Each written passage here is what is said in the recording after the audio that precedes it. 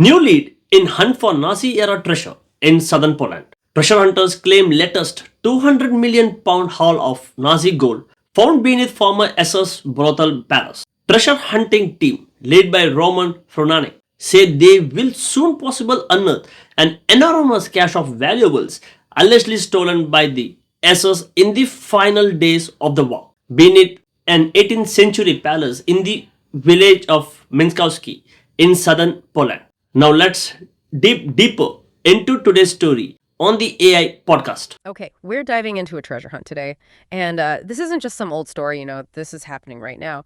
A really high stakes excavation, all based on, well, decades old rumors and some wartime documents. We're talking about a potential haul of Nazi looted gold and valuables, the estimates, somewhere over 200 million pounds. It's all staggering. And the place, it's this village in Poland, Minkowskie. Pretty quiet, actually. There's an 18th century palace there, maybe seen better days. It's in Lower Silesia, historically speaking. And right now, those palace grounds, they're buzzing. Excavators, treasure hunters, all focused on one spot, something buried deep underground. Right. And Minkowski, this specific palace. Why there? You really have to picture 1945. Lower Silesia was a bit of a mess for the retreating German army. They knew the Red Army was coming, and coming fast. They had all this stolen wealth, gold, art, you name it, and, well, they just couldn't get it all back to Germany proper in time. So what do? You hide it. That became the strategy. They were desperately looking for places, remote, maybe defensible, or just somewhere totally out of the way. Places to stash these valuables, hoping maybe to come back for them later. And the story around this palace, it fits that narrative perfectly. Kind of a panicked last-ditch effort. It seems like a pretty good spot for a rushed but organized burial. So our mission today is to unpack all this for you. We want to give you the full picture of this, well, pretty unbelievable quest. We'll look at the sources, the history behind it, the claimed physical discovery, this big metal thing they just hit underground, and the documents, the ones that supposedly led them there, but also, and this is important, the serious skepticism from historians about the whole thing. Okay, let's unpack this, right? First off. Yeah. What exactly are they looking for? What do they think is down there? Well, the treasure, this specific hoard, it's often called the gold of Breslau. Breslau is the old German name for Rokow, which is now a major Polish city. Yeah. So the idea is that the wealth came from there. Breslau was a big regional hub. And in 1945, with the Soviets advancing, the Nazi authorities, including the local Reichsbank, were scrambling. They were trying to gather up and hide everything valuable. And it wasn't just gold bars, although they think those are in there. The sources talk about 48 heavy chests. They believe these contain Reichsbank deposits. So gold, currency, but also private stuff. Family jewels, heirlooms, valuable assets looted from occupied areas, stuff from bank vaults, just the sheer amount they describe. I mean, potentially the wealth of a whole city. Yeah. That's why you hear that 200 billion figure. It sounds huge, but given the context, maybe plausible. And the site itself, the palace, it has its own grim history, doesn't it? Adds another layer to the story. Yeah, our sources confirm it wasn't just empty during the war. The SS actually took it over, used it as a brothel, which is, a pretty grim detail. But it tells you something important, right? The SS had complete, intimate control over that property. If you need to hide something really big and really sensitive, like, say, 48 chests of gold, you need absolute security, total control over the location, maybe for weeks, maybe months. Using it for some kind of illicit but controlled SS operation. Well, that would give you the perfect cover. No outside interference. Guaranteed. And the guy leading the dig today, Roman Fronanik, he and the Polish foundation he works with, they've been focused on this specific spot since 2021. I mean, that level of dedication, it's pretty remarkable. You have to think about the cost, the logistics, running a major dig for years, mostly based on these old documents. And apparently that dedication almost ran out recently. Fronanik was reportedly, ready to throw in the towel, wrap it all up, thought they'd checked everywhere on the estate. But then they went back. One last look. Yeah, it sounds like a classic one last try kind of situation. And boom, it paid off. After years of nothing, they hit something big, buried about 8 meters down. And 8 meters, that's not shallow, especially not in that part of the world. That's the detail that jumped out at me, too. 8 meters. That's a serious dig, not just, digging a hole in the garden. They found it in the old Palace Orangery area. And crucially, that spot is described as having really tricky soil, sandy and waterlogged. Oh, yeah. Sand and water. That's the worst combination for digging deep. Your pit walls just want to collapse. You need serious shoring, constant pumping to get the water out. It takes a big project and makes it a complex engineering job. The fact they pushed through that, it tells you they must have been pretty confident they were in the right place. Right, and when the excavator hit this thing, they said it felt like, well, heavy metal, dense. They managed to get some rough measurements, and this is where things get specific. The treasure hunters, they think the size and shape match. Get this, a large shell casing from a German Big Bertha mortar. Here's where it gets really interesting. Yeah, the Big Bertha idea. It's not just like a cool name. It's actually a logistical point why use something like that. Well, these mortar casings, they're huge, cylindrical, made of incredibly tough steel, designed to handle massive pressure. Basically, they're strong boxes. So for the Nazis, retreating in chaos, maybe using a spent artillery casing or one they had lying around, it gives you a ready-made container. Yep. Weatherproof, almost indestructible. It means they didn't have to build something special, just repurposed military gear. So if they hit something metal that matches those dimensions, the obvious thought is, okay, we found a massive military-grade safe. Okay, so that's the physical find. A big metal hit 8 meters down. But like you said, none of this digging would have even started without the documents. What exactly were these papers that convinced them to dig up the palace orangery? Right, that brings us to the core of the legend.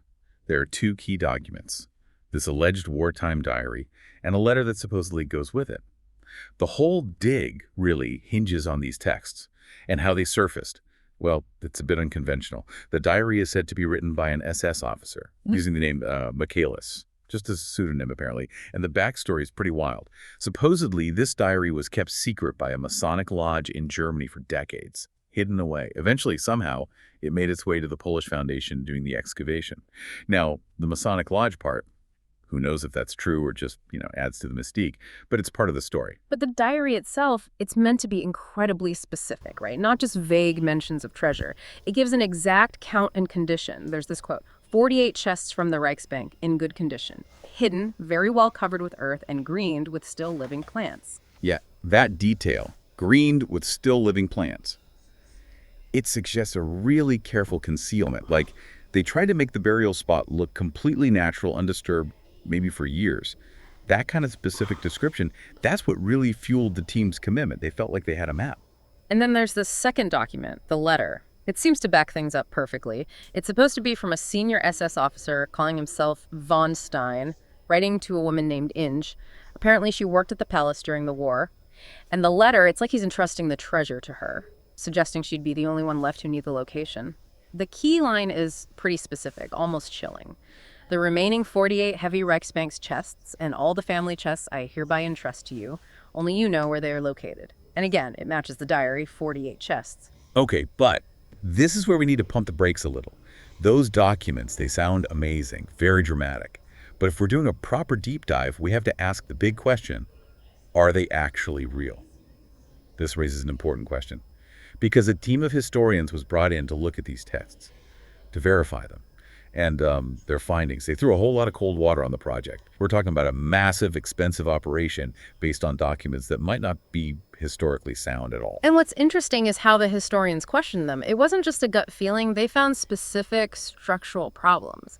Exactly. The first big red flag. The village itself, Minkowskie, where the palace is, where Inge supposedly worked, where they're digging right now. It's apparently not even mentioned in the main text of the Minkowskie diary. The link to this specific palace seems to come from interpretation, not a direct instruction in the diary itself. Second problem.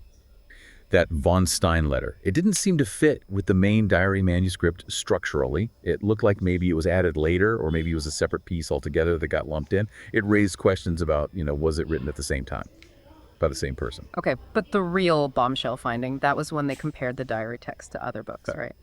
That was the killer blow, yeah. The historians discovered that huge chunks of this supposed secret wartime SS diary, the text that led the treasure hunters to Minkowskie, large sections were copied almost word for word from a book published after the war in the 1960s. Just think of what that means for a second. The main source document, the foundation for this whole years-long, highly public, very expensive dig, it might not be a genuine wartime account at all. It could be, fiction. Or maybe a composite story someone put together decades later using bits from other published works. So the historian's conclusion, pretty damning. They basically said the diary, and probably the whole story is laid out in these documents, could want to be a fictional creation made long after 1945. That's the massive contradiction they're dealing with now. And that's the real tension here, the thing you need to grasp from this deep dive. On one hand, you've got Fermaniak and his team. They're dedicated, they've put in the years, and now, bam, they've hit this huge metal object 8 meters down. For them, that physical hit, the potential Big Bertha casing, that validates everything. It proves the documents, wherever they came from, led them to something real. But then, on the other hand, you have the scholars. And their skepticism isn't just hand-waving. It's based on serious textual analysis.